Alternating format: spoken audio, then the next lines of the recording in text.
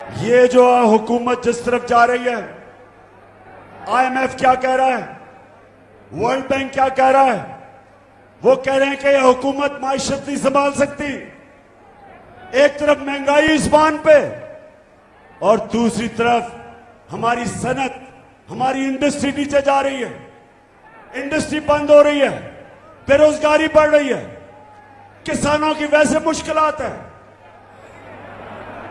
IMF और world bank कह रहा है, मैं नहीं कह रहा, वो कह रहे हैं कि पाकिस्तान श्रीलंका की तरह जा रहा है या मुल्क में इंतशार होने वाला है।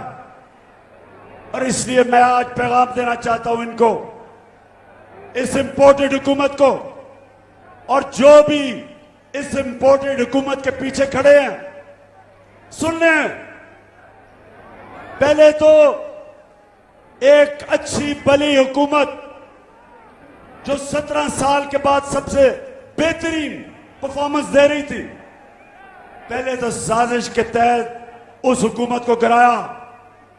जो जो जिम्मेदार हैं, ना ये कौम भूलेगी उनको और ना अल्लाह माफ करेगा। जो महंगाई में आज जो हमारी अवाम पिस रही है, आटा तकरीबन दुगना हो गया 5 महीने में। 50 किलो आटा जो होता था आज वो 100 रुपए से ऊपर कराची में चला गया। चावल दुगने हो गए हैं कीमत उनकी। जो आम आदमी के लिए सब्जियां 50% उनकी कीमत बढ़ गई। तो सारी कौम आज पूछ रही है, कौन है जिम्मेदार इसका? किसने इस कौम को गिराया?